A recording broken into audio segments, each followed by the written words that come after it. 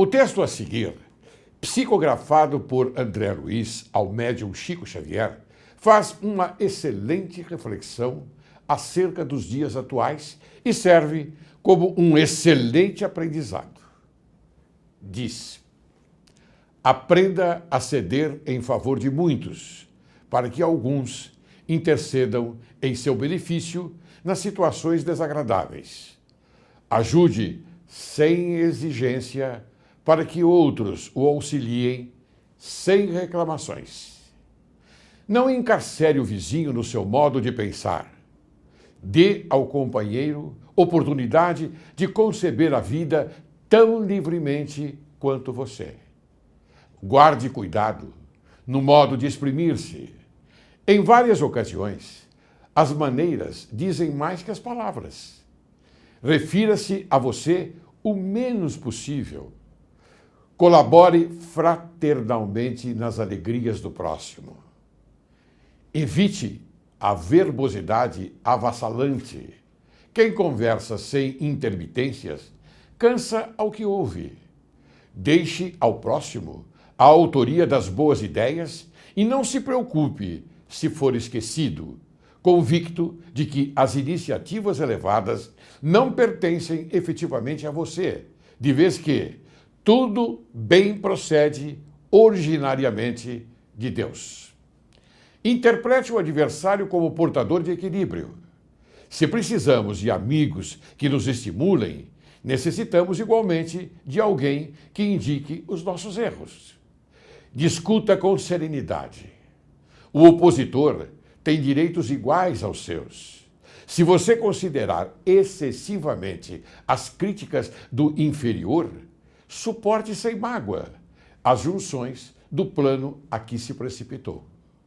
Seja útil em qualquer lugar, mas não guarde a pretensão de agradar a todos. Não intente o que o próprio Cristo ainda não conseguiu. Defrontado pelo erro, corrija-o, primeiramente em você, e em seguida nos outros, sem violência e sem ódio. Se a perfídia cruzar seu caminho, recuse-lhe a honra da indignação. Examine-a com um sorriso silencioso. Estude-lhe o processo calmamente e, logo após, transforme-a em material digno da vida. Ampare fraternalmente o invejoso. O despeito é indisfarçável homenagem ao mérito e, pagando semelhante tributo, o homem comum atormenta-se e sofre.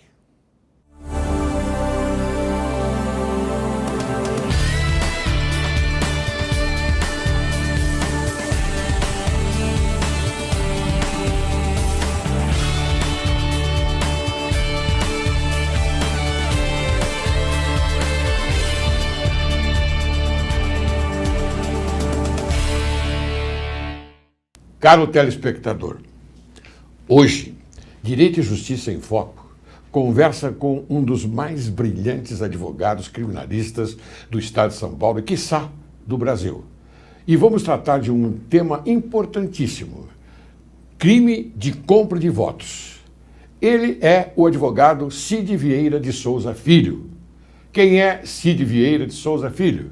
Graduado em Direito pela Pontifícia Universidade Católica de São Paulo, especialista em Direito Criminal pela Université Paris-Sorbonne, especialista em Direito Processual pela Pontifícia Universidade Católica de São Paulo, membro do Instituto dos Advogados de São Paulo, conselheiro da Ordem dos Advogados do Brasil, Secção de São Paulo, presidente da Comissão de Estudos sobre Educação e Prevenção de Drogas e Afins da OAB Secção de São Paulo, indicado pela Ordem dos Advogados do Brasil para receber a Comenda de Direitos Humanos, Dom Helder Câmara, do Senado Federal, membro da Comissão da Verdade da Ordem dos Advogados do Brasil, Secção de São Paulo, autor do livro OAB versus Ditadura Militar.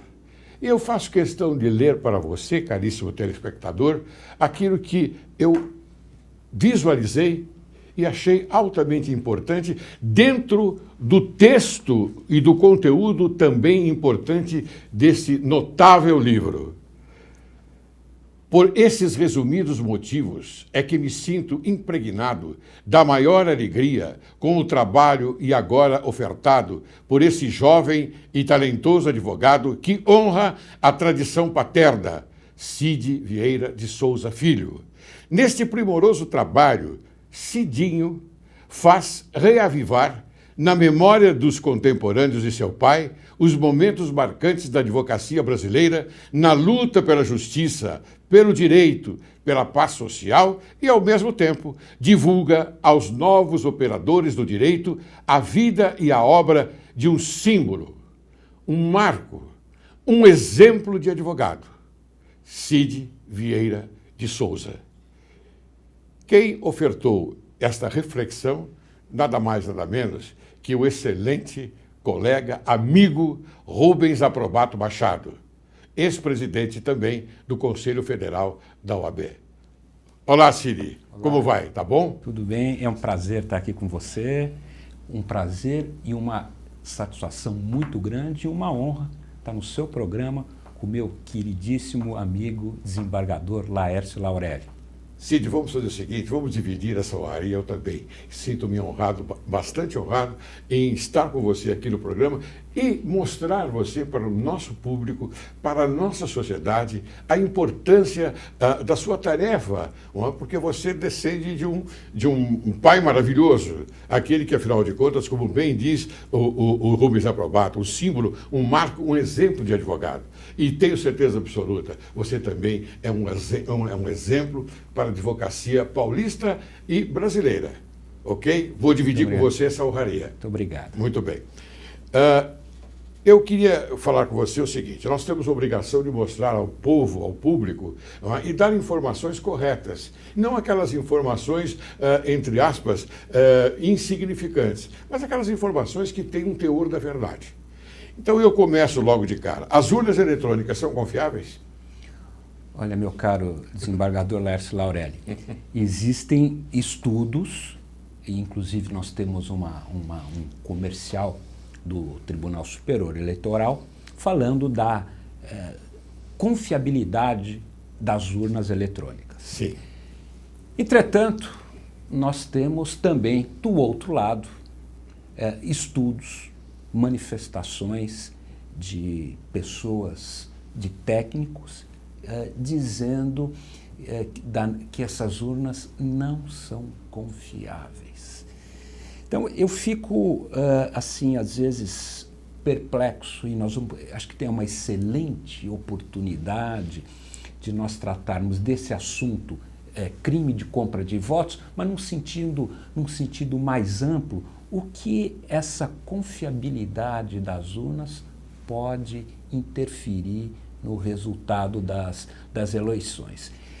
Se nós partimos para a nossa Constituição, que ninguém é culpado até que se prove, eu sou obrigado... A presunção de inocência. A presunção de inocência. Eu seria obrigado a admitir que essas urnas são confiáveis até o momento que exista um estudo com confiabilidade que possa demonstrar o contrário. Mas eu tenho receio. Muito bem. Eu posso garantir a você uma coisa. Nos Estados Unidos não recepcionaram esta urna. Em países, por exemplo, países que eu acredito, países de primeiro mundo, eles afastaram a possibilidade de obterem um resultado mais célere. E afastaram, porque disseram que as urnas não são confiáveis. Então, fica aí, para o complemento dessa resposta, uma reflexão de países do primeiro mundo. Eles afastaram. Até o Paraguai, aqui do lado, disse, não, eu não quero saber dessas urnas. Quer dizer, essa é a informação que nós temos. Eu acredito até, nós não temos notícia de casos envolvendo fraude em urna eletrônica. Claro. A porcentagem de problemas com urnas ela é uma porcentagem muito pequena. Quer dizer, nós não temos notícia. Mas a sua colocação é importante, por sinal, lembrando que em alguns países, inclusive os países mais adiantados que o nosso, não se adota a urna eletrônica. Mas eu acho que nós temos questões mais sérias para tratar do que a urna eletrônica. Não, mas e as pesquisas de intenção de votos, encomendadas com o apoio da mídia forte, elas são confiáveis? Não, não são confiáveis. Não são confiáveis. Eu vejo com uma falha essas pesquisas da forma como elas são colocadas para a população, que inclusive podem induzir o voto em determinado candidato. Bom, determinado candidato está numa pesquisa abaixo, nós não vamos votar porque ele não tem chance, mas não é isso, às vezes, o que Essa é uma indução negativa. É uma indução negativa. Nós temos várias induções negativas no nosso sistema eleitoral do país. Muito bem. Em anos de eleição, as TVs promovem entrevistas com os candidatos, não é? Melhores colocados nas pesquisas. Em sua opinião, estas entrevistas são relevantes à sociedade, a fim de que conheçam melhor os candidatos? Eu acho que nós precisaríamos encontrar um sistema onde a população efetivamente pudesse conhecer melhor os candidatos. Na forma como se apresenta hoje esses debates, eu entendo que não, que a população não conhece. E vou mais ainda. Eu posso dizer que o nosso programa eleitoral muitas vezes induz de uma forma negativa o eleitor a votar em determinado candidato com falsas promessas, com falsas afirmações. Muito bem. Como dito na pergunta anterior, apenas os candidatos mais bem colocados nas pesquisas participam dessas entrevistas. Não seria mais justo se todos os candidatos tivessem a mesma oportunidade, ocupassem o mesmo espaço? Eu acho que perfeita a colocação, perfeita a pergunta. Eu acho que todos teriam o mesmo direito. Paridade das armas. Ótimo. E nas eleições de 2012, agora vamos entrar diretamente no nosso tema, que eu acho bastante importante nós revelarmos à sociedade aquilo que se pensa a respeito do nosso tema. Nas eleições de 2012, 10.530 processos foram abertos na Justiça Eleitoral, sendo que 1.206 deles estavam relacionados a acusações de compra de votos por políticos. No total, 166 prefeitos foram cassados e em 79 municípios, novas eleições foram convocadas. Esta reflexão está exata? Está exata. Ela está correta, mas eu acho que fica uma reflexão para o nosso telespectador, para o seu telespectador, se aquela forma de veiculação do horário eleitoral, se não seria uma forma indireta, aí eu não digo compra de votos, mas você interferir no legítimo direito do cidadão votar, induzindo em erro. Cid, eu acho o seguinte, não é só pensarmos em compra de votos com o fio metal, não é? Com dinheiro. Existem outras formas ocultas de se comprar um voto. O que você acha? Exato. Você pode fazer uma promessa para determinado eleitor. E a lei... Eu trouxe até para a gente poder analisar um pouquinho melhor o que seria pelo Código Eleitoral. Você dar, oferecer, prometer, solicitar ou receber para si ou para outrem dinheiro, dádiva ou qualquer outra vantagem para obter o voto e para conseguir ou prometer abstenção, ainda que a oferta não seja aceita. O simples fato de oferecer configura, tipifica essa conduta. Muito bem, ótimo, isso é bastante importante. E o que é importante e relevante é a pena de reclusão. Eu ia perguntar exatamente para você essa parte. Qual seria a punição que a lei prevê para o crime de compra de votos? De 1 a 4 anos mais multa. De 1 a 4 anos. Bom, então necessariamente não há prisão. Nós que conhecemos bem o sistema penal brasileiro, não há prisão imediata para esse que, afinal de contas, comete essa infração penal eleitoral.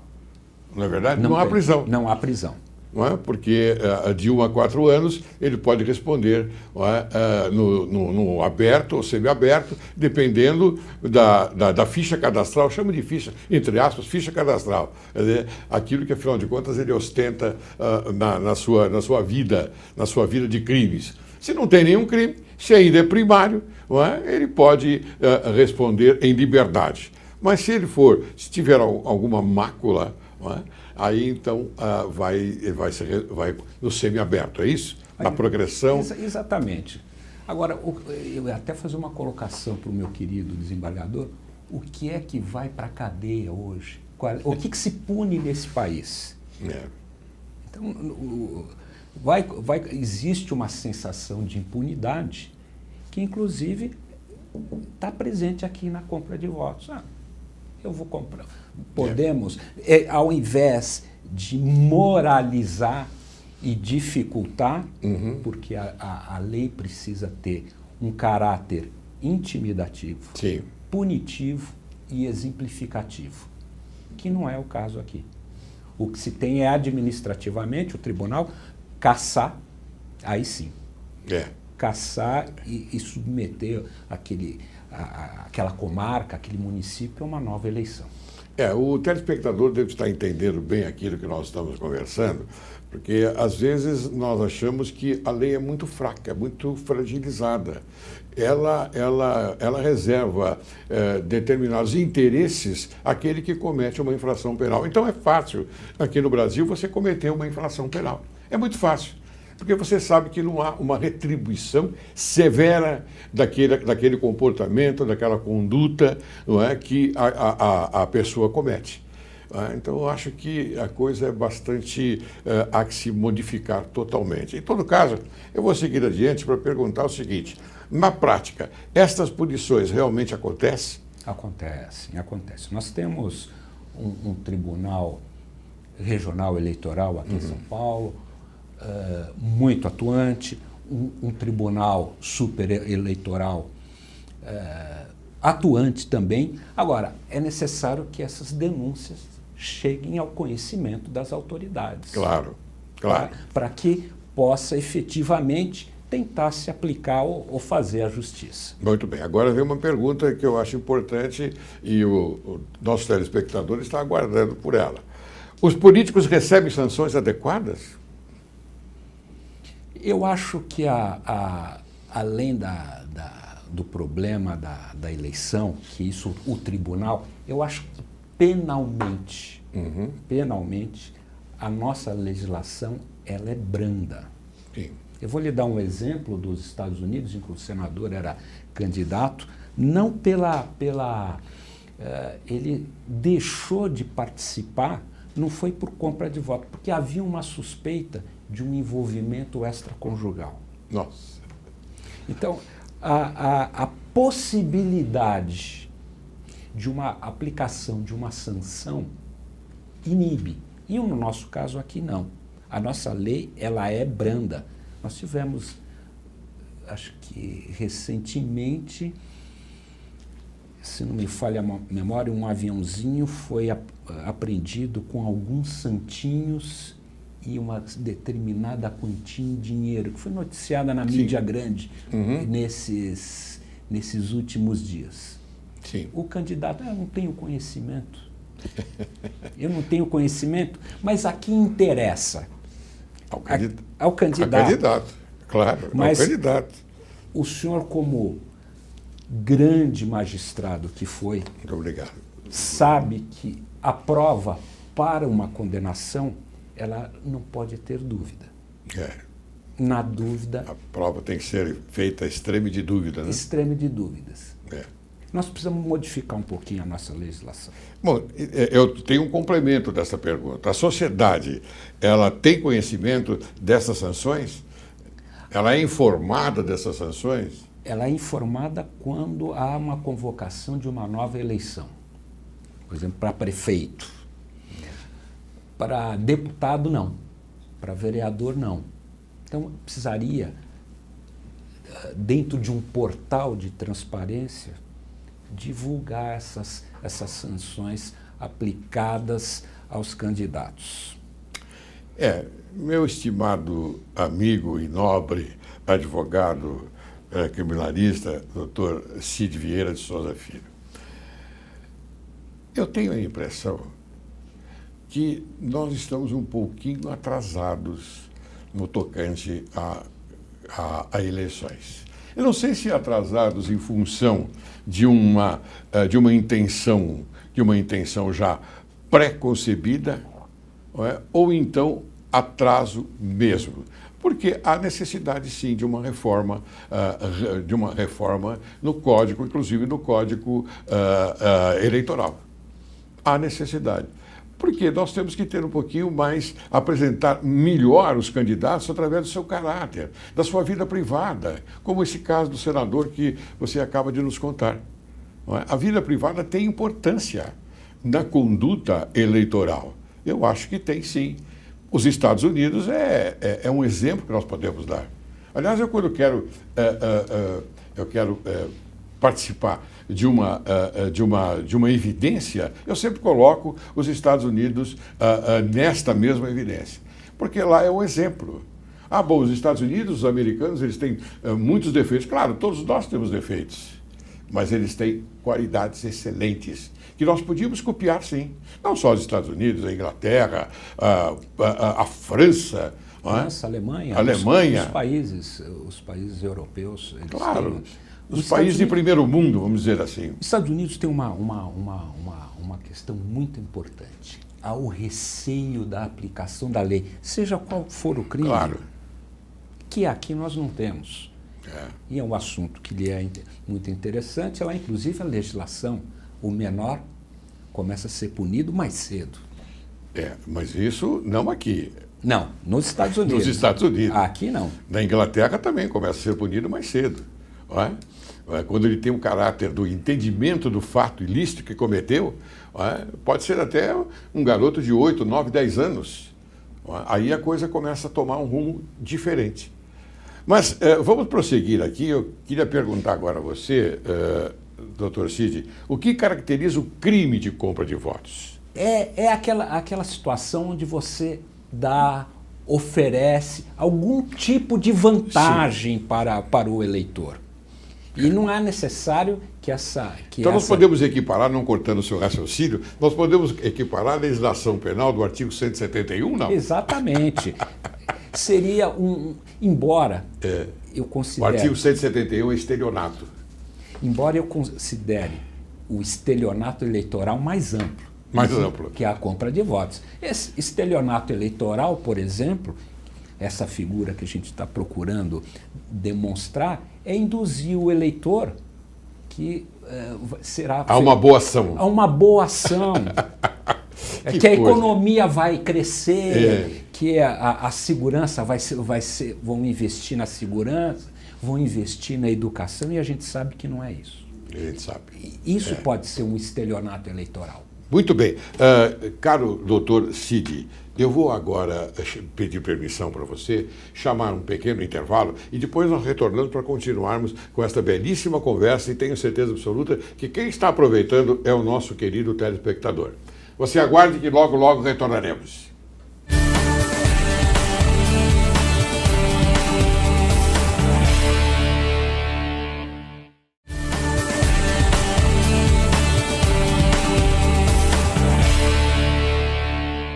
Retornamos. Então, doutor Cid, me diga uma coisa, já lhe faço essa pergunta. E a fiscalização, como ela é feita?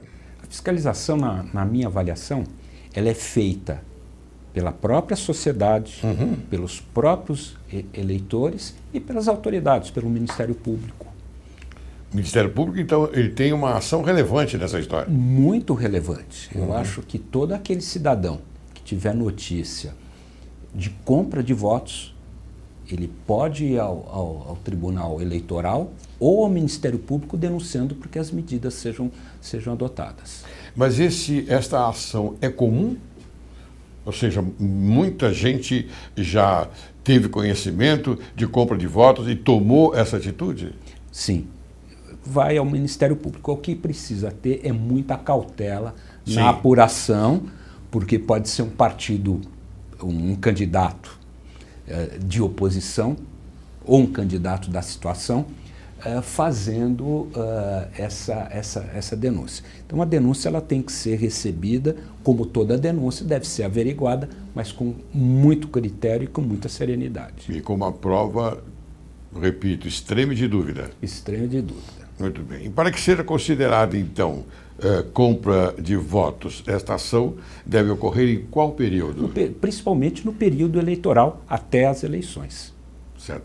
Nessas eleições, nós temos conhecimento de algum fato como esse ou não? Tivemos. Eu trouxe até aqui para o seu telespectador um julgado do Tribunal Eleitoral, Superior Eleitoral, onde, num caso de captação ilícita de votos, uma compra de votos, o tribunal que sempre teve uma postura de que o fim específico, o dolo, seja destinado especificamente à compra de votos, o pagamento de inscrição em concurso público e de contas de água e luz em troca de votos, com envolvimento direto do próprio candidato, em face das provas que foram coletadas com muito critério, caracteriza sim a compra de votos. Então é o caso daquele político que promete, olha, eu vou pagar a conta de água, vou pagar a conta de luz. Foi uma vantagem, não foi um efetivo dinheiro em espécie, mas foi uma vantagem ilícita. Uma vantagem ilícita que o próprio eleitor também pode estar sujeito. Sim, mas eu ia perguntar isso agora para você. Há alguma punição para o eleitor? Para o eleitor, sim. É? Para o eleitor, sim. Ele está recebendo, ele está participando de um ilícito. Porque ele entra aí no artigo 29 da parte geral do Código Penal. Ele de qualquer forma... de qualquer forma concorre para o crime, incide nas penas combinadas. Olha aí que maravilha. Eu digo maravilha porque nós temos que colaborar para que essas coisas não ocorram, não é verdade? Porque nós, eleitores, nós nos dirigimos a sessões eleitorais com o objetivo de votar bem, segundo a nossa consciência e segundo aqueles que nós achamos que devem ocupar os postos destinados a fazer uma boa gestão, não é verdade? E o eleitor tem uma responsabilidade Claro nisso. que tem, claro que tem. E o que é necessário, então, para caracterizar esse crime, além daquilo que nós já falamos? O dolo. A intenção... Na doutrina tradicional, a vontade livre e consciente de praticar um fato delituoso. Exatamente. E o nosso telespectador, os operadores do direito, sabem o que o nosso desembargador exatamente está falando. Sim, claro, lógico. Esse é o dolo, é o principal, é a vontade, aquela vontade de cometer aquele ilícito. Bom, nesse caso, então, como é feita a fiscalização? Para que haja o efetivo processo e consequente punição. Porque tem que haver um processo, como esse caso que você acabou de nos relatar. Há um processo e também há a punição. Há um processo, há punição e começa pelo Ministério Público, que tem desempenhado um papel... Importantíssimo. Esse julgado que eu acabei de mencionar é um julgado do Tribunal Superior Eleitoral. O ministro foi o ministro Arnaldo Versiani Leite Soares. Ele veio publicado agora no Diário Oficial de 23 de agosto das eleições de 2012, relacionado à eleição de 2010. Sim, mas então ele é punido após... Até chegar no Tribunal Superior Eleitoral, já houve a diplomação, enfim. Doutor Cid, leia a ementa, por favor. Pois não. Representação, captação ilícita de sufrágio. A atual jurisprudência desse tribunal, que é o Tribunal Superior Eleitoral, não exige, para a configuração de captação ilícita de sufrágio, o pedido expresso de votos, bastando a evidência o fim especial de agir quando as circunstâncias do caso concreto indicam a prática de compra de votos. O pagamento da inscrição em concurso público e de contas de água em luz em troca de votos, com envolvimento direto do próprio candidato em face das provas constantes dos autos, caracteriza a captação ilícita de sufrágio previsto no artigo 41A da Lei 9.504 de 97, recurso ordinário provido. Então esse é um exemplo concreto Sim. de punição para compra de votos. Olha, eu agradeço muito você ter trazido esse repositório, para que, e lesse, não é, como você de fato fez, para que o telespectador possa se inteirar da importância da nossa legislação eleitoral, porque há necessidade de tê-la, e também da importância da ação que o Tribunal Superior Eleitoral faz nesse sentido, em coartar esse tipo de fraude, esse tipo de infração eleitoral. É muito importante. Só para acrescentar, esse é um recurso ordinário do Macapá, Nossa. aonde fica mais, eu acho que a população mais carente, não é só do Macapá, mas eu acho que a população mais carente dos nossos estados, ela é mais suscetível a esse tipo de conduta. Mais vulnerável, mais talvez. vulnerável Ótimo. esse tipo de conduta pelos maus políticos. É verdade. Nós temos que coibir, né? Vamos ver se a gente consegue. Bom, eu vou prosseguir aqui fazendo uma pergunta a você. Doutor Círio, por que a compra de votos pode ser considerada um crime direto contra a sociedade e a democracia? Eu acho muito pertinente essa pergunta, porque eu entendo que o Brasil ainda não aprendeu a conviver com a democracia. Você sabe que, e o seu telespectador sabe, que a nossa sociedade lutou muito para conseguir chegar nesse momento. Então, esse tipo de crime é um tipo de crime que afronta a nossa sociedade, afronta a nossa democracia. Isso é importante, você fazer essa declaração, porque é isso que nós pensamos. Às vezes nós não temos condições e momento oportuno para declarar. E Cid, aqui, este programa, ele visa exatamente isto. É nós mostrarmos ao telespectador, mostrarmos ao povo, enfim, à sociedade em geral, estas fraquezas de certos momentos da nossa legislação, enfim, daqueles que vivem publicamente e se aproveitam de situações como essas que nós estamos revelando hoje. Até porque, passadas as eleições, de quem é que o cidadão vai cobrar? Daquele que cometeu um crime para se eleger, ele vai cobrar como? Como é que vai ser esse político no nosso Congresso? Como é que vai ser esse político que comprou o voto? Como é que ele vai legislar sobre uma questão tão importante como a questão eleitoral do nosso país? É verdade, é verdade. E me diga uma coisa, aproveitando esse gancho, como é que ele vai legislar? Eu não vou dizer nomes aqui, porque eu acho que não devo. Mas aqueles que se aproveitam da sua vida profissional e eles levam para um momento eleitoral, uma propaganda eleitoral, certas frases ou certos comportamentos que procuram atingir aquele público, o público mais humilde, o público que não tem um discernimento total da importância de uma eleição. O que você acha? Olha, eu vou te dar um exemplo.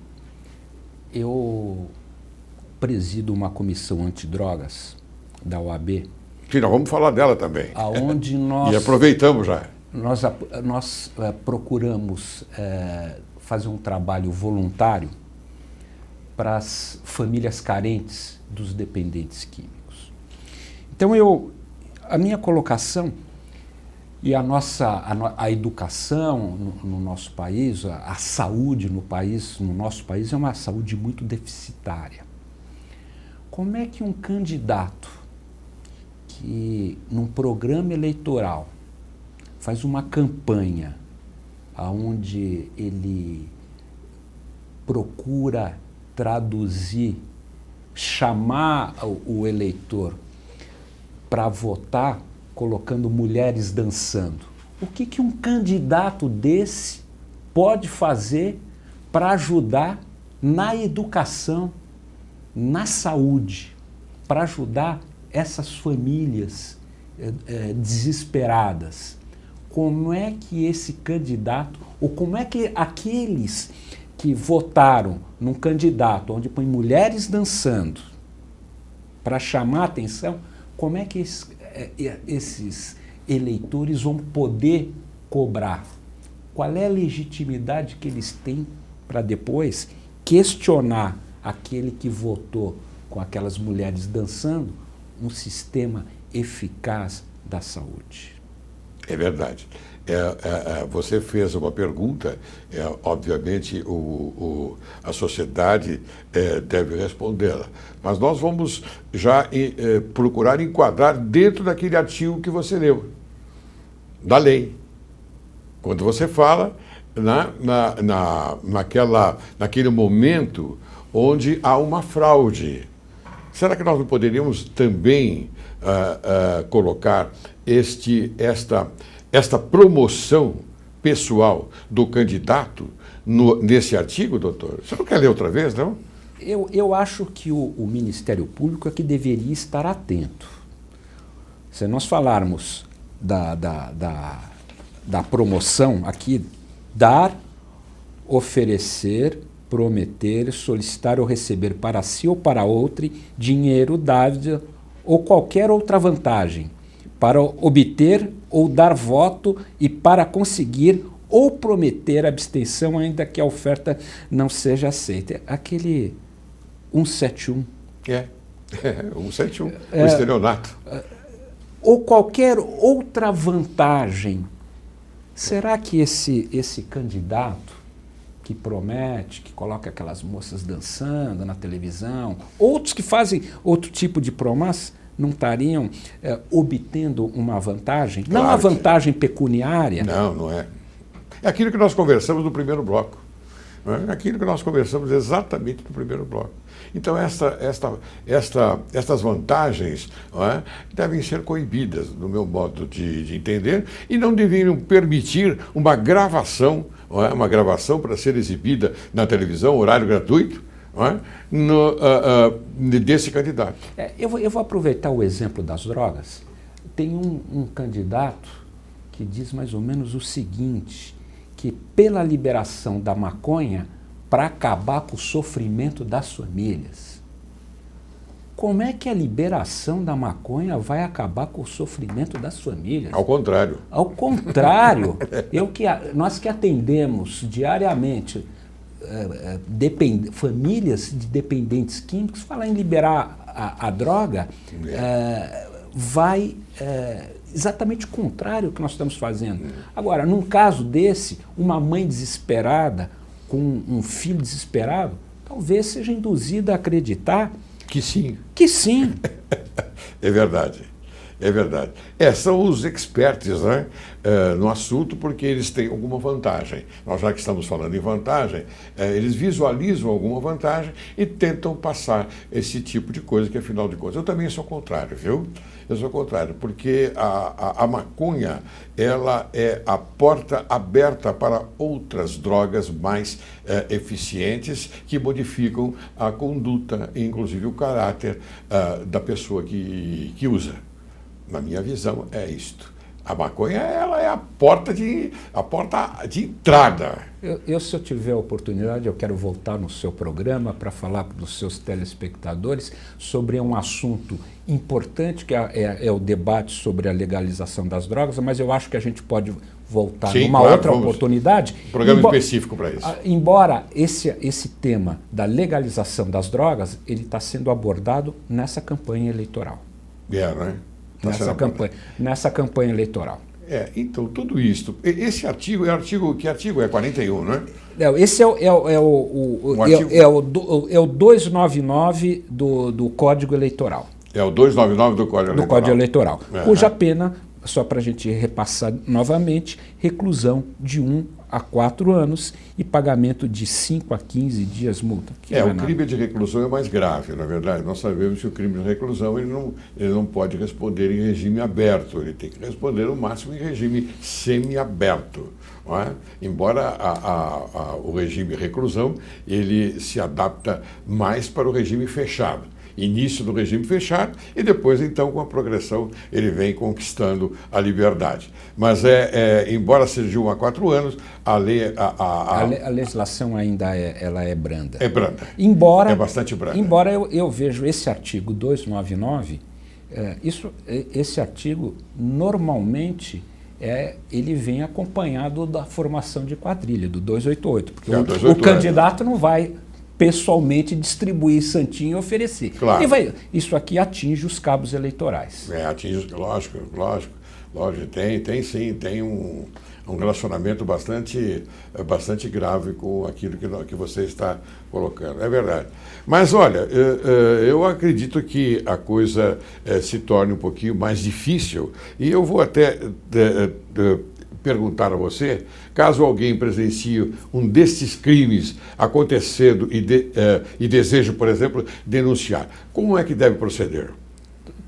O Tribunal Eleitoral, o Ministério Público e hoje, com a informática, você pode fotografar. Claro.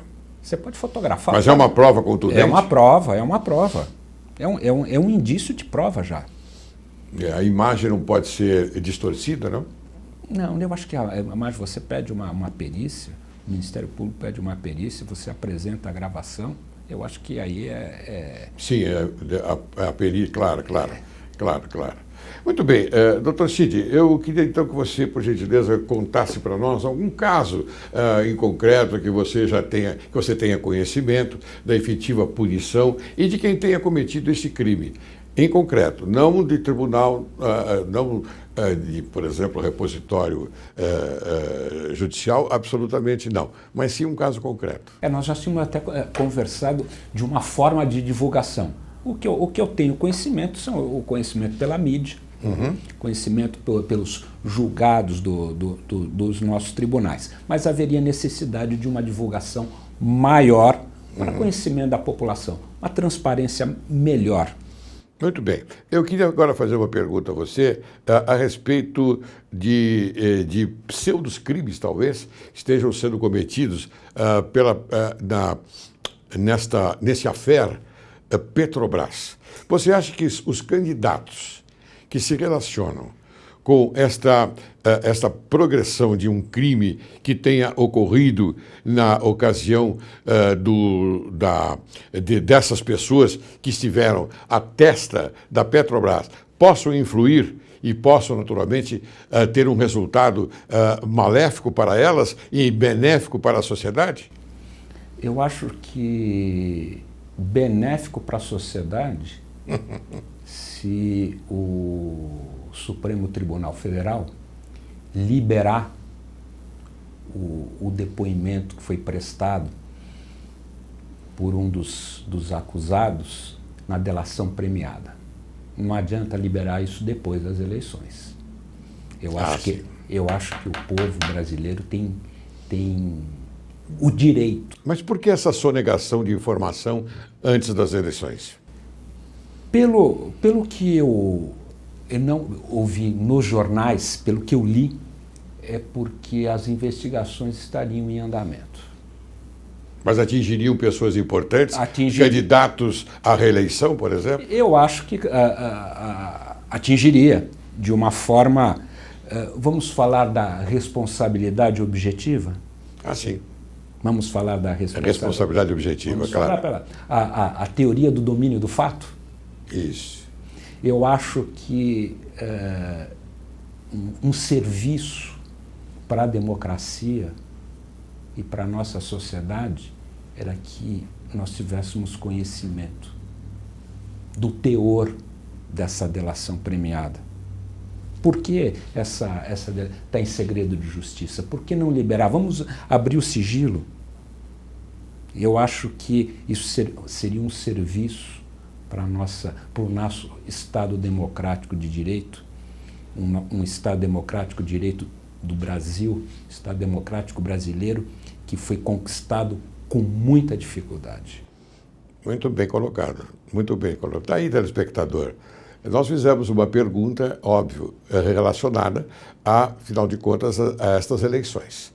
E essa pergunta final, e que a Petrobras, essas investigações estão sendo feitas por pessoas que participaram desta fraude, deste acontecimento criminoso no nosso país. Está aí a resposta. Temos que aguardar. Eu queria, então, meu querido amigo e excelente advogado criminalista, Dr. Cid Vieira de Souza Filho, que apresentasse as suas considerações finais para que eu possa encerrar o programa. Meu queridíssimo amigo desembargador Laércio Laurelli, é uma honra poder dividir esse tempo precioso, esse tempo maravilhoso com a sua experiência, com a sua convivência e com o nosso telespectador. Eu me senti honrado em poder desfrutar esse tempo aqui. E como eu disse, eu acho que o Brasil está começando a aprender a conviver com a democracia, mas eu acho que nós temos muito para fazer ainda aqui. O mais jovem não sabe como foi difícil. Exatamente. E esse livro aqui que você projeta no espaço de conquista e de consumo é um exemplo. Eu vou encerrar o programa exatamente dizendo que ditadura militar, Cid Vieira de Souza, por Cid Vieira de Souza Filho, a história de um período difícil para as instituições democráticas brasileiras. É, naturalmente, aquilo que o nosso convidado hoje coloca de uma forma bastante clara. A história de um período difícil para as instituições democráticas brasileiras. Eu posso me atrever, com a minha ousadia, dizer o seguinte, que a história se repete. Então nós temos aqui que observar bem aquilo que está escrito aqui, não é? Os fundamentos, não é? Do que está escrito nesse livro e observar que a história se repete sim. Com estas palavras, eu tenho a honra de cumprimentar você, caro amigo, e dizer muito obrigado. Muito obrigado.